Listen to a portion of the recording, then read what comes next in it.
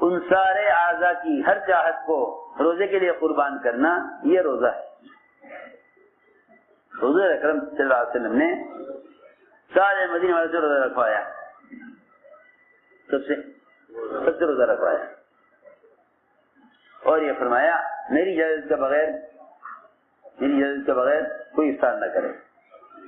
ایک ایک آتا تھا آپ کے سامنے، اجازت لیتا، آپ اجازت دیتے، وہ افطار کرتا۔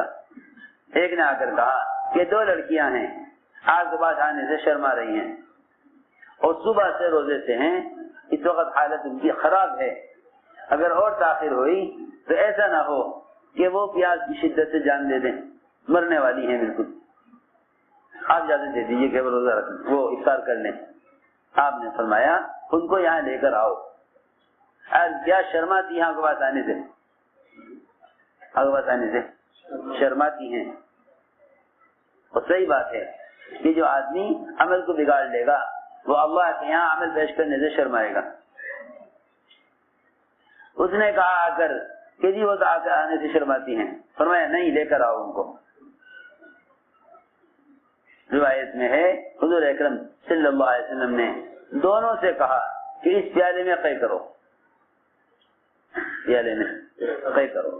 ایک نے قے کی تو اس کی قے میں انسان کا تازہ گوشت کچا، جبکہ سوائے درندے کے کچا گوشت انسان کوئی نہیں کھا سکتا۔ کچا گوشت انسان کا لحم عبیس روایت میں ہے، تازہ کچا گوشت وقع میں نکلا، پیالہ آدھا ہو گیا۔ دوسری جگہ تو بھی قے کر، اس نے بھی قے کی، پورا پیالہ ان کی قے سے تازے کچے گوشت سے بھر گیا۔ تازے کچے سب صحابہ کو دکھلایا، یہ دیکھو یہ کچا تازہ گوشت ہے، تاکہ آئندہ کو یہ نہ کہے کہ یہ تو ایک مثال کے طور پر سمجھانے کو کہہ دیا کہ انسان کا یہ مسلمان کی غیبت کرنا ایسا ہے جیسا اس کا گوشت کھانا۔ نہیں، ہم تمہیں حقیقی طور پر، مشاہدے کے طور پر، یقین پر دکھلا دیتے ہیں۔ تو میں نے عرض کیا، آنکھ سے اشارہ کیا حضرت صفیہ کی بات پر ازواج مطہرات نے، کتنی غیبت ہوتی ہے، کتنی غیبت ہوتی ہے صبح سے شام تک۔ شاید پوری دنیا میں کسی مخلوق، کسی جانور کا گوشت اتنا نہیں کھایا جاتا جتنا مسلمان کا گوشت کھاتا ہے۔ یہاں بکرے کا، بھینس کا گوشت 1 کلو کھا لے، 2 کلو کھا لے، پیٹ بھر جاوے گا، لیکن غیبت کرنے والوں کو گھنٹے گزر جاتے ہیں غیبت میں، وہ یہ بھول جاتے ہیں کہ ہم حقیقی طور پر گوشت کھا رہے ہیں۔ حضور اکرم صلی اللہ علیہ وسلم نے گوشت دکھلا کر آنکھوں سے بتلا دیا۔ آپ نے فرمایا اگر میں قے نہ کراتا، اگر میں ان سے قے نہ کراتا اور قے میں ان کے پیٹ سے گوشت نہ نکلواتا تو جہنم کی آگ اس گوشت کو کھاتی، جہنم کی آگ اس گوشت کو کھاتی۔ ساری بات یہ سمجھانے کے لیے عرض کر رہا کہ قیام اور صیام یہ دونوں چیزیں، قیام اور صیام یہ دونوں چیزیں، رات کا یہ عبادت، دن بھر کا روزہ، یہ دونوں چیزیں ایمان اور احتساب کے ساتھ ہیں۔ ایمان اور احتساب، اللہ اس پر کیا دینے والے ہیں، اللہ اس پر کیا دینے والے ہیں، سوچو، غور کرو۔ ایک شخص کا گھر تیار ہو جائے، ایک شخص گھر تیار ہو جائے، سارے کمرے، سارے گھر کا پورا نقشہ تیار ہو جائے، پورا ڈھانچہ تیار ہو جائے، اس کے بعد مزید 1 سال پورا اس گھر کے اندر، اس گھر کو مزین کرنے میں 1 سال مزید لگے، 1 سال مزید 1 سال لگے، بتاؤ اس گھر میں داخل ہونے کا کتنا شوق ہوگا.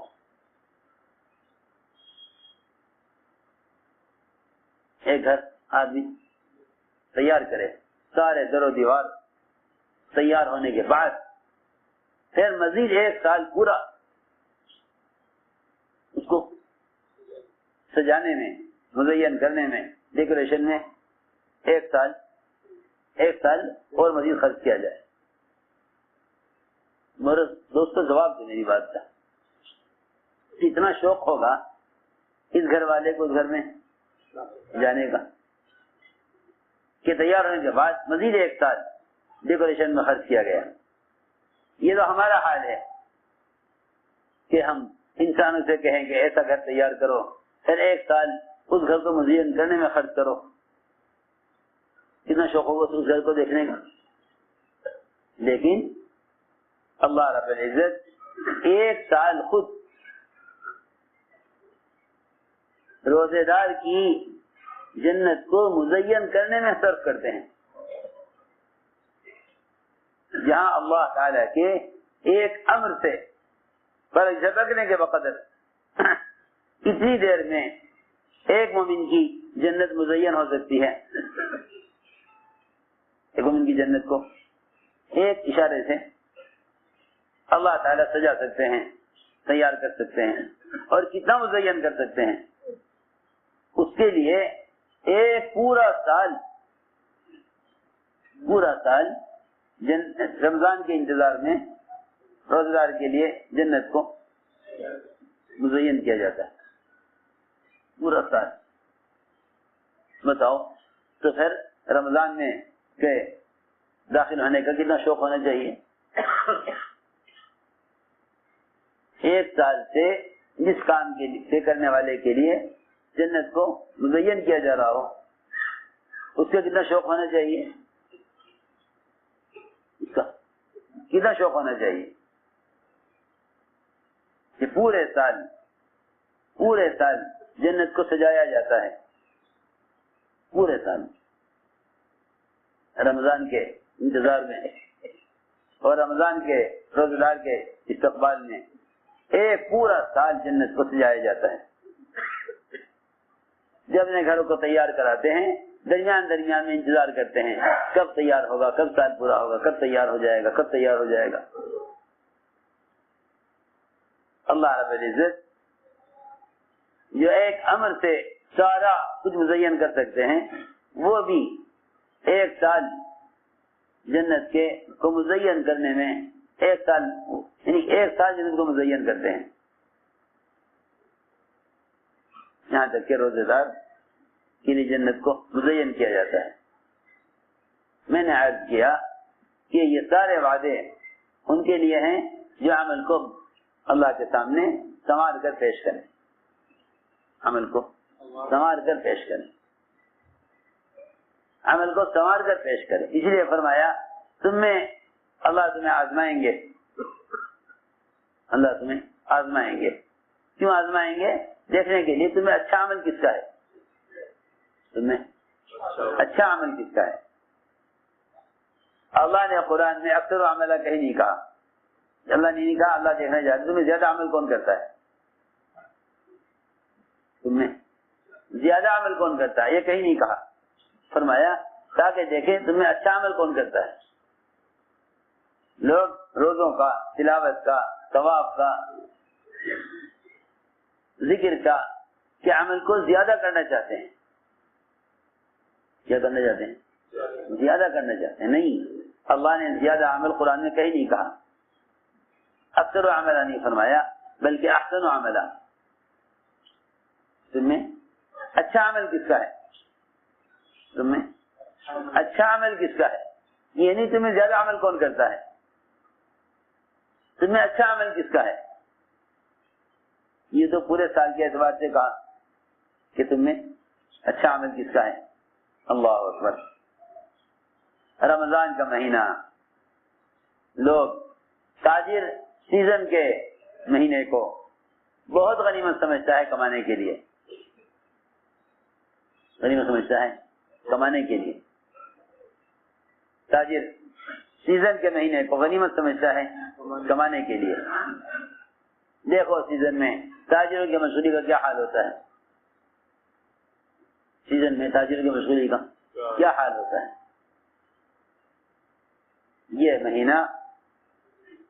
یہ مہینہ دعوت عبادت کو جمع کرنے کا ہے. لوگ سمجھتے ہیں رمضان کا مہینہ خلوت کا, عبادت کا, سونے کا ہے. یہ غلط خیال ہے, یہ غلط خیال ہے, یہ غلط خیال ہے. کھانے سونے اور عبادت کے لیے نہیں, بلکہ دعوت عبادت کو جمع کرنے کا مہینہ ہے. دعوت عبادت کو جمع کرنے کا مہینہ ہے, کیونکہ شیطان کی قوت, شیطان کی ساری قوت دو چیزوں سے روکنے پر لگتی ہے. شیطان کی قوت دو چیزوں سے روکنے پر لگتی ہے, ایک دعوت سے, ایک عبادت سے. دعوت سے, دوسرے عبادت سے. اللہ رب العزت نے رمضان کا مہینہ شیاطین کے قید کرنے کا, شیاطین کے قید کرنے کا رکھا کہ ہم رمضان میں شیاطین کو قید کر دیں گے. میں کیا بتاؤں, رمضان میں شیاطین کو قید کرنے کی حکمت کیا ہے. تو میری بات دھیان سے سننا, رمضان میں شیاطین کو قید کرنے کی حکمت کیا ہے. اللہ تعالی انسان مسلمانوں کے اس عذر کو ختم کر کے دکھانا چاہتے ہیں کہ کوئی یہ کہے کہ میں تو گناہ سے بچنا چاہتا تھا مگر شیطان نے مجھے گناہ میں مبتلا کر دیا, میں تو نیکی کے کام, عبادت کے, تلاوت کے, ذکر کے, اللہ کے راستے میں نکلنے کے اعمال کرنا چاہتا تھا مگر کیا کروں, شیطان عمل نہیں کرنے دیتا. اللہ نے 11 مہینوں میں ایک مہینہ ایسا رکھا جس میں شیاطین کو قید کر دیا, تاکہ معلوم ہو کہ شیطان پر ہمارا الزام سچا ہے یا جھوٹا ہے. خود عمل نہ کرنے کا عذر شیطان پر ڈال دینا, خود عمل نہ کرنے کا عذر. اگر یہی بات ہے کہ شیطان تمہیں عمل نہیں کرنے دیتا تو ہم ایک مہینے کے لیے شیاطین کو ہم قید کر دیتے ہیں, پھر دیکھتے ہیں کہ تم اپنے نفس کے تابع ہو کر چلتے ہو یا شیطان کے تابع ہو کر چلتے ہو. یہ سوچنے کی بات. اب معلوم ہو جائے گا کہ بھائی یہ تو ہے, اس بات ہے نہیں کہ جی وہ تو رمضان میں شیاطین قید ہو جاتے تو کوئی گناہ ہی نہیں ہوگا. اب پتہ چلے گا کہ تمہارے گناہ شیطان کی مدد سے ہیں, یہ تمہارے گناہ تمہارے نفس کی مدد سے ہیں. تم پر غلبہ کس کا ہے, نفس کا یا شیطان کا. سنو, سوچنے کی بات. ایک مہینہ شیاطین کو قید کر کے عمل کر دیا گیا ہے. سنو میری بات توجہ سے, ایک مہینہ شیاطین کو قید کر کے عمل کر دیا گیا ہے کہ تم اس ایک مہینے میں اپنے نفس کو اتنا کچلو کہ اس وقت تمہارے لیے نفس کو کچلنا آسان ہے, کیونکہ شیطان نفس کے پالنے میں مدد کرتا ہے. شیطان نفس کو پالنے میں مدد کرتا ہے. شیطان نفس کو پالنے میں مدد کرتا ہے. اس لیے روزے کا حکم دیا, روزے کا حکم دیا کہ نفس کے تقاضے روزے سے مارے جائیں, نفس کے تقاضے روزے سے مارے جائیں. نفس کو کچلنے کا سب سے بہترین عمل وہ رات کا قیام اور تہجد ہے. رات کا قیام اور تہجد ہے. تراویح اور رات کا قیام اس لیے دیا گیا تھا تاکہ نفس کو اس وقت کچلو جب شیاطین سب قید ہیں. لوگ کہتے ہیں کہ رمضان میں شیاطین کو قید کر دیا جاتا ہے. کیوں اللہ نے کیوں قید کیا شیاطین کو؟ یہ بتانے کے لیے کہ اب مسلمان یہ نہیں کہہ سکتا کہ گناہ شیاطین کی وجہ سے ہو رہا ہے. ہم نے شیطان کو قید کر دیا. ہم 1 مہینے تک تمہارے عمل کو دیکھیں گے کہ تمہارے گناہ شیطان کی وجہ سے ہیں یا نفس کی وجہ سے ہیں. اس لیے فرمایا کہ شیطان سے کہیں بڑا دشمن، شیطان سے کہیں بڑا دشمن وہ تمہارے نفس ہے. شیطان سے کہیں زیادہ بڑا دشمن وہ تمہارا نفس ہے. شیطان سے کہیں بڑا دشمن وہ تمہارا نفس ہے. ان عدوک الذی بین جنبیک، تمام دشمنوں میں تمہارا سب سے بڑا دشمن تمہارا نفس ہے. لوگ رمضان میں بھی اپنے نفس کی خدمت کرتے ہیں. جو سونے جاگنے کا جو معمول رمضان کے علاوہ وہی رمضان. اگر تم سے رمضان میں کوئی گناہ ہو تو سمجھ لو کہ نفس غالب ہے. نفس غالب ہے کیونکہ شیاطین تو قید کر دیے گئے. ایک فرشتہ کافی ہے ایک شیطان کو قابو کرنے کے لیے. اللہ رب العزت 7 فرشتے ایک پر مسلط کر دیتے ہیں اور وہ شیطان ان فرشتوں سے چھوٹ نہیں سکتا. اللہ نے دکھلا دیا کہ اب تمہارے پاس یہ عذر نہیں ہے کہ تم گناہ تو تم کرنا نہیں چاہتے مگر شیطان نے کرا دیا. اب یہ عذر نہیں. کیوں؟ کہ شیاطین قید کر دیے گئے. اس لیے روزہ دیا گیا ہے نفس کو کچلنے کے لیے کہ شیطان کو تم نے یہاں قید کر دیا اور نفس کو تم کچل دو اس سے روزے سے اور نفس کو کچلو رات کے قیام سے. اس لیے قرآن نے کہا ہے رات کا قیام نفس کو سب سے زیادہ کچلنے والا ہے. اشد وقا، یہاں اشد وقا سب سے زیادہ نفس کو کچلنے والا عمل وہ رات کی تہجد اور رات کا قیام ہے. سب سے زیادہ نفس کو کچلنے والا. ورنہ لوگ گناہ کرتے ہیں اپنے ارادے سے اور الزام دے دیتے ہیں شیطان کو. الزام دیتے ہیں شیطان. انسان سے جب کوئی دنیاوی نقصان ہو جاتا ہے تو اس نقصان کا الزام دوسروں کو دیتے ہیں. نقصان کا الزام دوسروں کو دیتے ہیں. جس طرح ہم دنیا کی مختلف نقصانات کے الزام دوسروں کو دیتے ہیں اسی طرح اپنے گناہوں کا الزام شیطان کو دیتے ہیں. حضرت علی فرماتے تھے اگر فجر کے بعد 10 مرتبہ سورہ اخلاص پڑھ لو، فجر کے بعد 10 مرتبہ سورہ اخلاص پڑھ لو تو شیطان آزاد ہو کر باوجود پوری کوشش کے تم سے کوئی گناہ نہیں کرا سکتا. خیر کیسے ممکن ہے کہ شیطان رمضان میں قید ہو کر تم سے کوئی گناہ کرا لے؟ اب معلوم ہوگا کہ گناہ جو ہوا کرتے تھے وہ شیطان کی مدد سے ہوتے تھے یا نفس کی مدد سے ہوتے تھے. اس سے نفس کی مدد سے یا شیطان کی مدد سے کہ شیطان کو تو قید کر دیا گیا، چھوٹنے والے ہیں نہیں. اور عمل کا اجر بڑھا دیا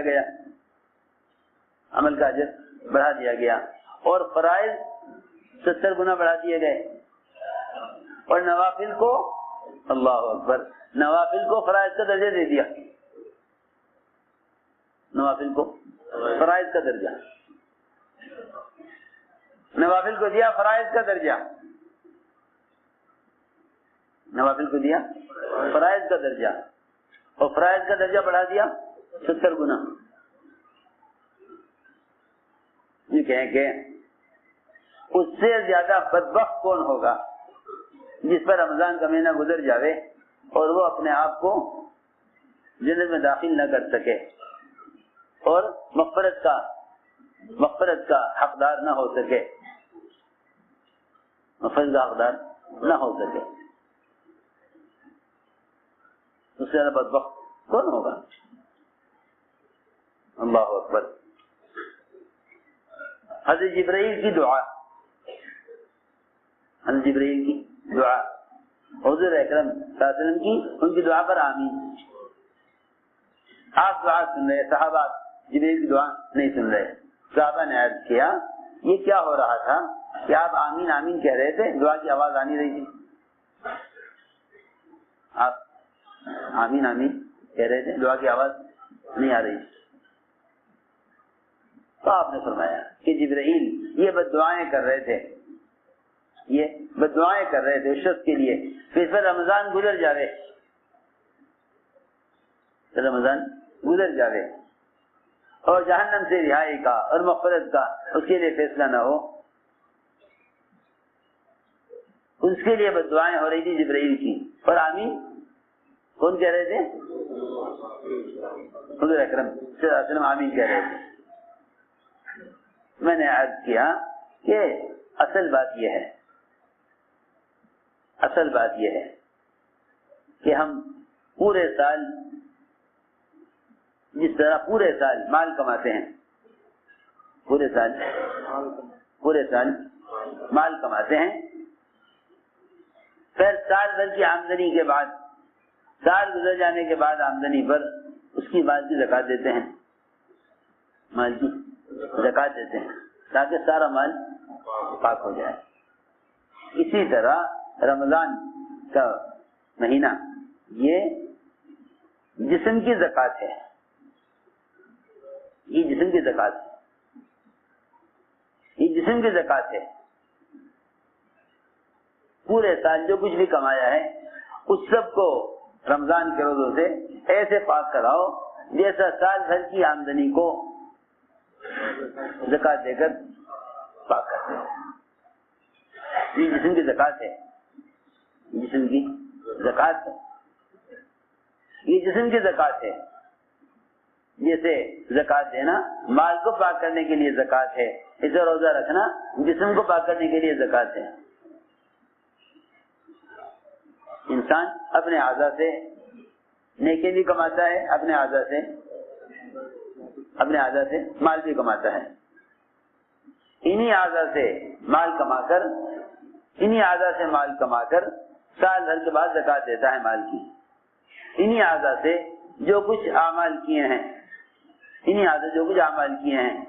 ان سارے اعمال کو پاک کرا لیتا ہے رمضان کے روزے سے۔